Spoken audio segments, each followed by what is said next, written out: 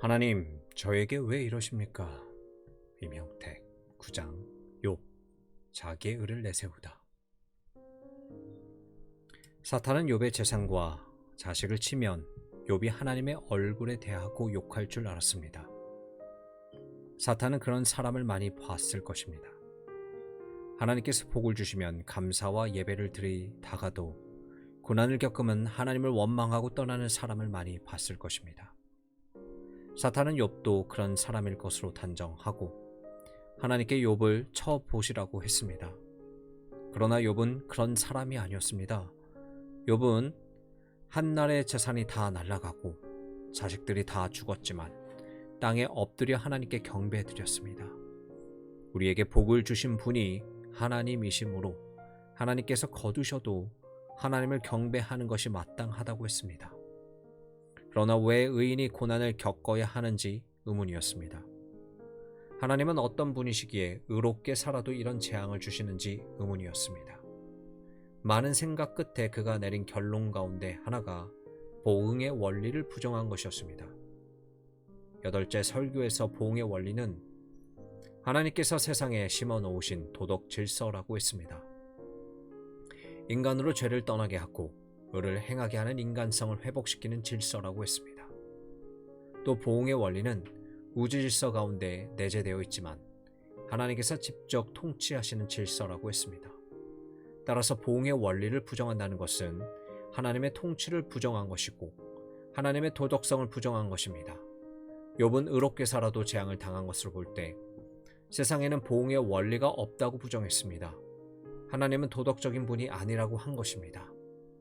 이것이 욥이 범한 결정적인 실수 중 하나였습니다. 정직하게 산 자신이 고난을 겪는다고 해서 하나님의 통치를 부정하고 도덕성을 부정하는 잘못을 저질렀습니다. 사람은 고난을 겪으면서 자신의 죄를 먼저 생각하기보다는 자신이 힘든 것을 먼저 생각합니다. 자신의 죄나 실수나 게을렀던 것을 생각하지 않고 자신이 고난 겪는 것을 억울하다고 생각합니다. 그때 하나님을 원망하기도 하고 하나님께서 세상을 통치하신다는 사실을 부정하기도 합니다. 그러나 우리가 하나님을 경외하고 사랑한다면 고난을 겪을 때 우리 자신을 먼저 살펴야 합니다. 죄나 실수나 게을렀던 것은 아니었는지 먼저 살펴야 합니다. 그리고 그런 일이 없다 할지라도 고난을 받아들여야 합니다. 아프고 슬프지만 하나님께서 오늘도 변함없는 사랑과 의로움으로 통치하고 계신다는 사실을 믿고 받아들여야 합니다. 우리에게 그런 믿음이 있기를 바랍니다. 힘들고 이해되지 않는 일을 겪을지라도 하나님께서 살아계신 것을 믿기를 바랍니다. 나의 처지를 적절하게 통제하시고 잘 다스리고 계신다는 것을 믿기를 바랍니다. 이 믿음으로 고난을 이기고 아픔과 슬픔을 이기기를 바랍니다. 욥이 재앙을 당했을 때 범한 결정적인 실수 중 다른 하나는 지나치게 자기 의를 내세운 점이었습니다. 물론 자기 의를 내세운 것은 친구들과의 논쟁 때문이었습니다. 친구들이 죄가 커서 재앙을 당했고 자식도 죄가 커서 죽었다고 하자 이에 항변하면서 자기 의를 내세웠습니다. 그것은 자기는 죄 때문에 당한 것이 아니라고 항변하기 위한 말이었습니다. 그러나 자기 의를 지나치게 내세움으로 의인은 재앙을 당하면 안 되고 그래도 당한다면 그것은 하나님께서 의로운 분이 아니시기 때문이라고 주장합니다. 욥기 31장은 욥의 마지막 말입니다. 이 마지막 말에서 자신의 결백과 의로움을 줄기차게 주장했습니다. 주장하면서 언제 내가 어떤 죄를 지은 적이 있었느냐라는 형식으로 말했습니다. 그리하였으면 천벌을 받았을 것이다 라는 형식으로 말했습니다. 그러나 자신은 그렇게 살지 않았고 오히려 의롭게 살았다고 했습니다. 그렇게 말하기를 14번 했습니다. 그러니 자신의 의로움을 얼마나 강력하게 주장했습니까? 대단히 강력하게 자신의 결백과 의로움을 주장했습니다. 이처럼 자신의 결백을 주장하면서 언제 내가 어떤 죄를 지은 적이 있었느냐, 그랬으면 천벌을 받았을 것이라는 식으로 말하는 것을 맹세 공식이라고 합니다. 맹세 공식이란 법정에서 피고가 원고에게 답변을 요구하는 법률적인 언어였습니다. 피고가 자신의 결백을 주장하면서 원고에게 자신의 죄가 무엇인지 증명해 보이라는 요구였습니다. 자신은 벌을 받을 만큼 죄를 짓지 않았고 오히려 의롭게 살았다는 항변이었습니다. 따라서 맹세 공식으로 한 말은 법적 구속력이 있었습니다. 피고가 맹세 공식으로 말하면 원고는 대답해야 했습니다. 욥은 시종 맹세 공식으로 자신의 결백과 의로움을 주장하므로 하나님께 대답을 요구한 셈입니다. 욥은 자신이 무슨 죄를 지었는지 증명해 보시라며 대답을 요구했습니다. 만일 자신의 죄를 증명하지 못하면 재앙을 주신 하나님이 불의하다고 했습니다. 31장 19절, 20절에서 욥이 맹세 공식을 사용해서 이렇게 말합니다.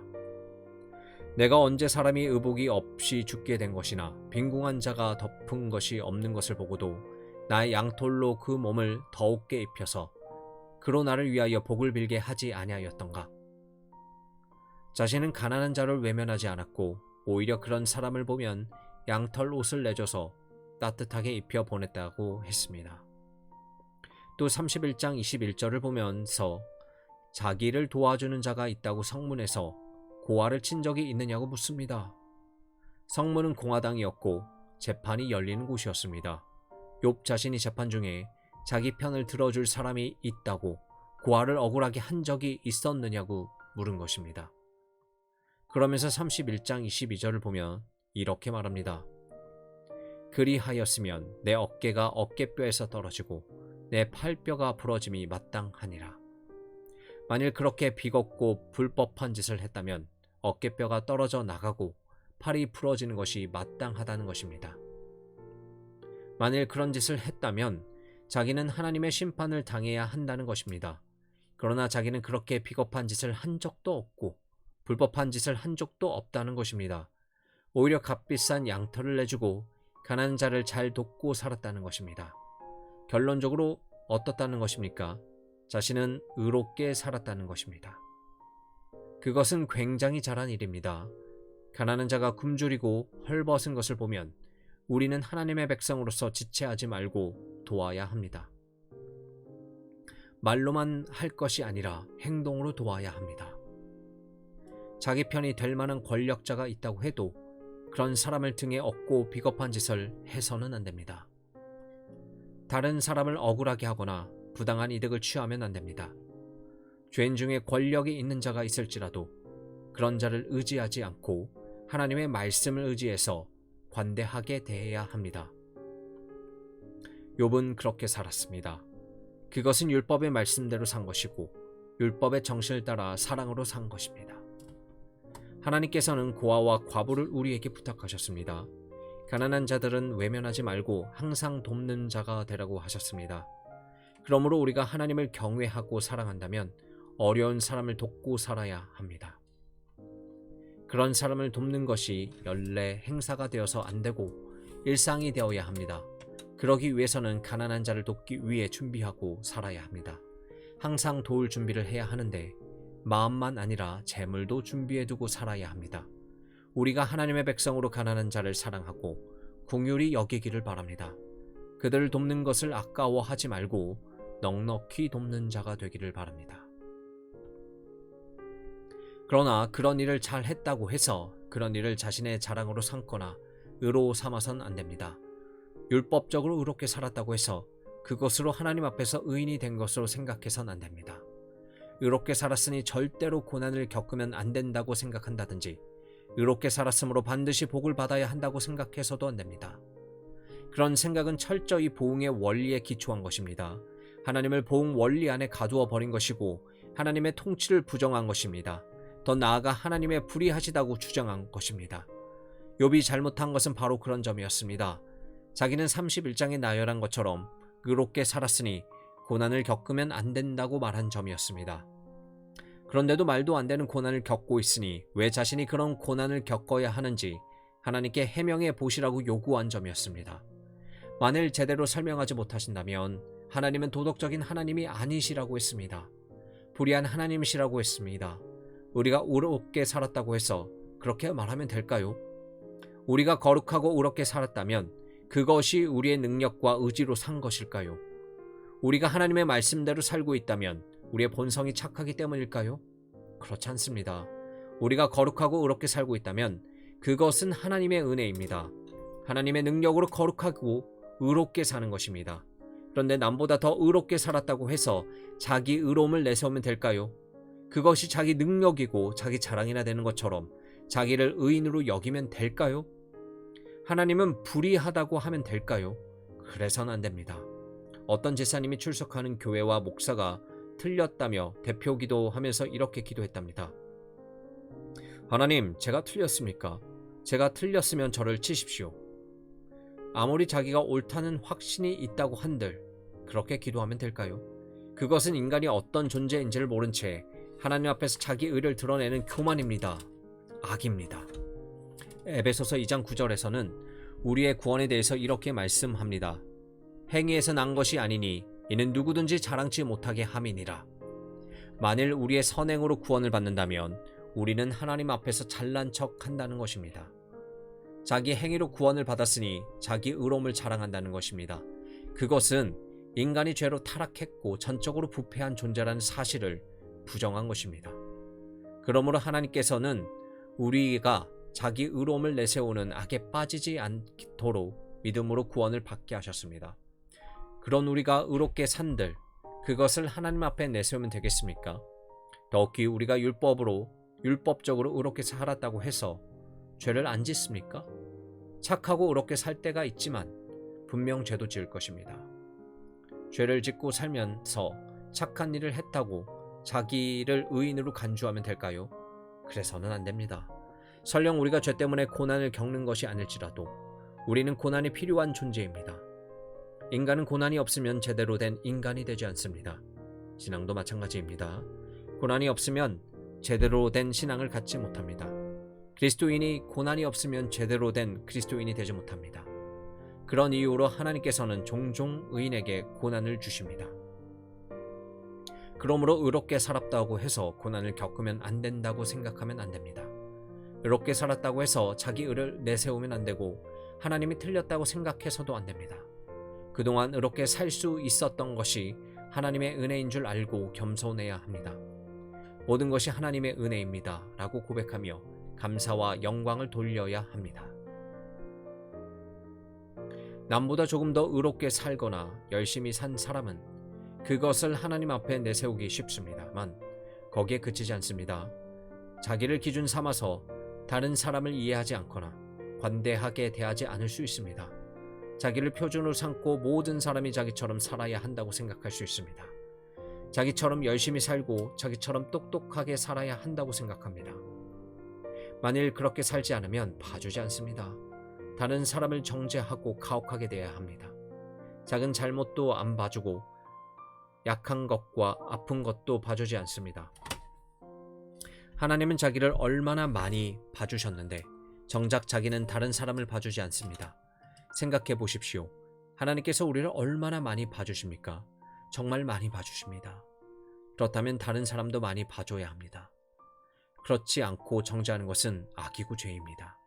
그런 사람 역시 욥이 범한 실수를 범할 수 있습니다. 우리가 관대하기를 바랍니다. 약하거나 일을 잘못하거나 아픔을 겪는 자에게 관대하기를 바랍니다. 누가복음 18장을 보시면 세리와 바리새인의 기도가 나옵니다.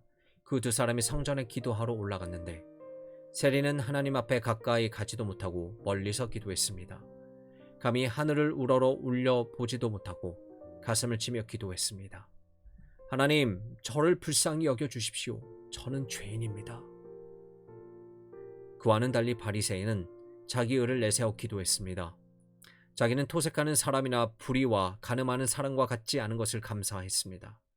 이 말은 자기 의를 나열한 것입니다. 또 세리를 가리켜 저 세리와도 같지 않은 것을 감사했습니다.